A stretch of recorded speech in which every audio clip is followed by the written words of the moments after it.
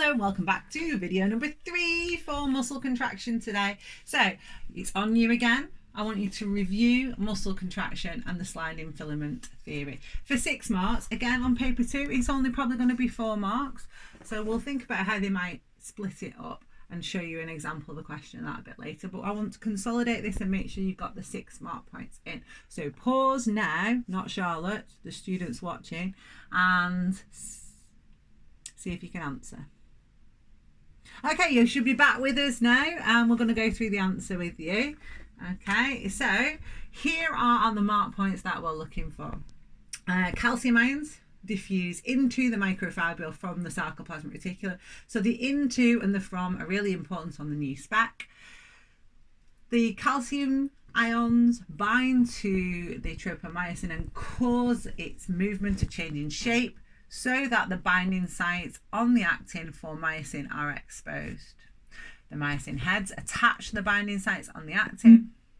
Remember, there's hydrolysis of ATP that's happening inside the head, because inside the head of the myosin is the ATP hydrolase enzyme that we know about. And that causes the heads to nod, bend. They've put there, but we say nod. And the nodding pulls the actin molecules. The idea that they're pulling the actin myofilaments over the myosin. And the attachment of new ATP causes the head to detach. Remember, it detaches, breaks the height at the cross bridge, and then returns the head to its original position. Okay, so we're going to test you a little bit more. Make sure we've got some of the hits in.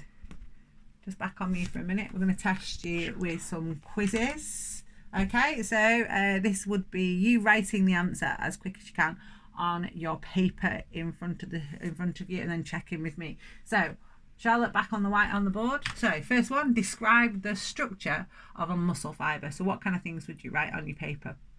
Pause me. Okay, you ready to see the answer?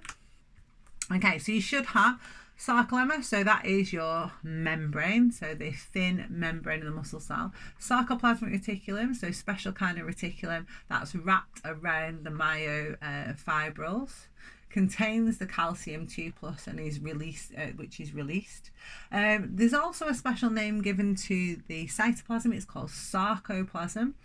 Okay, it contains many myofibrils, many nuclei, and many mitochondria. All of these things you could use as specializations in an essay about specialized cells. Next one. What's the sarcoplasm? Just told you. Write on your whiteboard.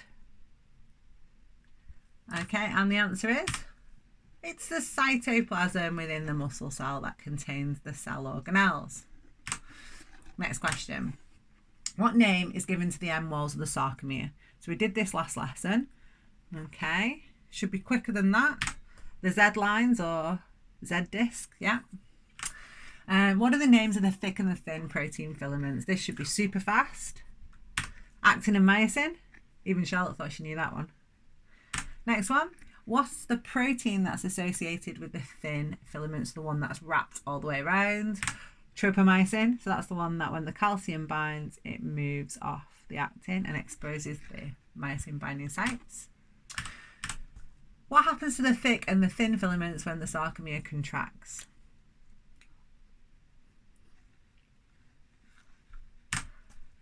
They slide past or over each other. So if you think about the thin filament, the actin, it is moving to overlap further with the myosin, if you want to be more detailed.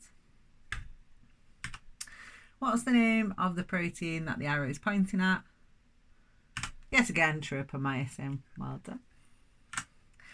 What's its role? Well, it covers the myosin binding sites in a resting sarcomere. So remember, when there's no calcium 2+, this moves back to cover these binding sites, and that's what causes the filaments to smoothly slide back into their relaxed position. What happens to the A and the I band during contraction? So this is from last lesson. Remember, you won't need to know A and I band, but you might be asked to explain changes in things they label as either A band, I band, or A B, 1, 2.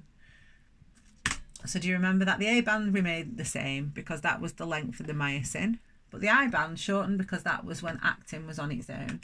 Okay. What's the role of the calcium 2+ ions in muscle contraction? This should be really quick. Bind to the tropomyosin, change its shape, and uncover the myosin binding sites. What's the neurotransmitter released at the neuromuscular junction? Acetylcholine. Where does the calcium 2+ get stored in a resting muscle cell? The sarcoplasmic reticulum.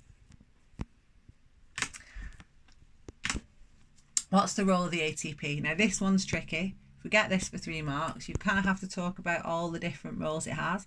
I'd say there's 3 in total. Okay. The main one is it attaches the myosin head and breaks the cross bridge. Okay. It also hydrolyzes within the head, and the energy is what is used to nod the head and recock the head, return it to the original position. Okay, so its hydrolysis provides the energy for the nodding action of the head, and also its recocking to get back to the original position. So you could have 2 mark points there, 2 nice strong mark points. And I would say this is the bit that usually confuses students. Don't let it confuse you. Just learn it as I'm saying. There's lots and lots of further information in diagrams and things that are aimed at degree level knowledge of muscle contraction. And they do need to know when the ADP is released, when the phosphate's released, and things like that. We don't need to, we just need to know these bits. Okay, so here is an example of an exam question.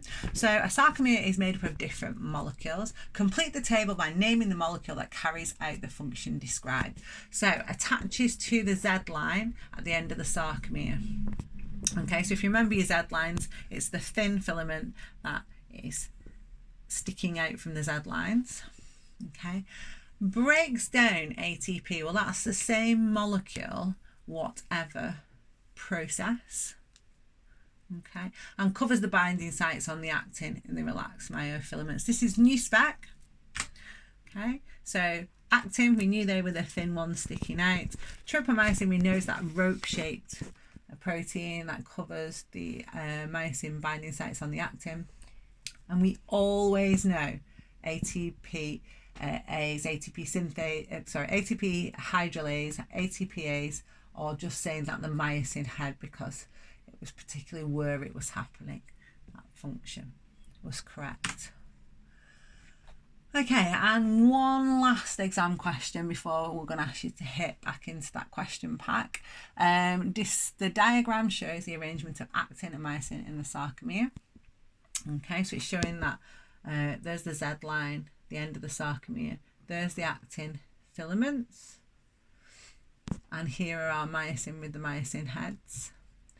One form of muscle disease is caused by a mutated allele for a gene. This leads to production of myosin molecules that are unable to bind to other myosin molecules. Okay, so it's showing here how these myosin molecules have got to be attached to each other. If myosin molecules are unable to bind to other myosin molecules, this prevents muscle contraction. Use the diagram and your own knowledge of how muscles contract to suggest why. So again, it's new spec. They're introducing this idea that you've probably not even thought about, which is all these myosin have got to be held together by something. That would be another protein. And in this genetic disorder, that doesn't happen. So all they're looking for is completely AO2. So using the diagram, okay,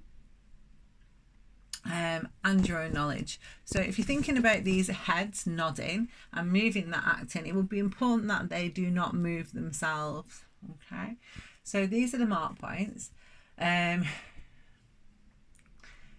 the idea that you wouldn't be able to form the myosin at all, so you're not joining it together, so you're not going to have this myosin at the centre, got you a mark point. The idea that you can't pull, the myosin can't pull. If they're not joined together, they're going to move around, they're not going to be able to pull. They can't move the actin, so if the heads nod, they'll be moving against each other rather than moving against the actin. So they have to be joined, fixed together to be able to pull the actin, all those kind of ideas. So you could say this in lots of different ways. The myosin moves if attached, it doesn't move. So this idea that if the heads nod and these were attached together, it'd be the myosin that would move, not the actin. And then can't move the actin towards each other, the middle of the sarcomere, because the myosin can't, you can't shorten the sarcomere. In other words, this mark point here is for saying why no muscle contraction. So the way that I would have answered this one is that I would have said, without joining the myosin together, they weren't tethered together, then when the myosin heads nod, the myosin would move, not the actin. Therefore, the actin filament would not be slid along, pulled along past the myosin. The sarcomere would not shorten, and I would have picked up all of my mark points. Okay, so last one in this video, and then I'm going to set you some questions in the question pack. Here is a description a student has given of how a sarcomere shortens. I would like you to review it, mark it, and improve it. So pause now, not Charlotte, the students, and have a go. Okay, you should be back with us now, right? So first thing we would have noticed is if you don't name the ions, you ain't going to get any mark points. If you abbreviate here and you're not saying 2, you're not going to get any mark points. So that first line there is hopeless. It should say calcium ions are released from the sarcoplasmic reticulum into the myofibril. Then it would get a mark. Then we need to have what they're actually binding to. So we haven't got that at all here. So calcium 2+ ions binds to tropomyosin. The tropomyosin changes shape and reveals the myosin head binding sites on the actin. So that bit's completely missing. Okay. So this is wrong. They don't bind to the actin. But then when the tropomyosin moves, the myosin heads do bind to the actin, but that wouldn't be a mark point on its own. Then the myosin heads nod and move the actin over the myosin, increasing the overlaps. They might have got 1 mark point there. We've nothing about the ATP, so this would be nods using the energy stored in the head from the hydrolysis of ATP. And we would also need a mark point for ATP binding to the myosin head, causing the cross bridge to break, and then that process all starts again. So top mark, if you were super generous, you'd have given them 1. It was a rubbish one. So it really needed a lot more detail. Okay, so you're going to have a go at the same one now. So can you get your question pack back out? If you just move away, Charlotte, so I can turn to the right page on this to show them. Okay, so we're moving back into your question pack, and we're going to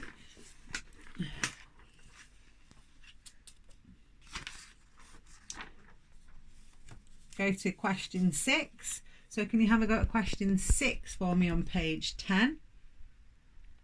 Okay, and there's a good application at the end of that one. And question 7. So we're going to do some shorter answer questions now based on that knowledge. So question 6 and 7. We'll see you in the next video.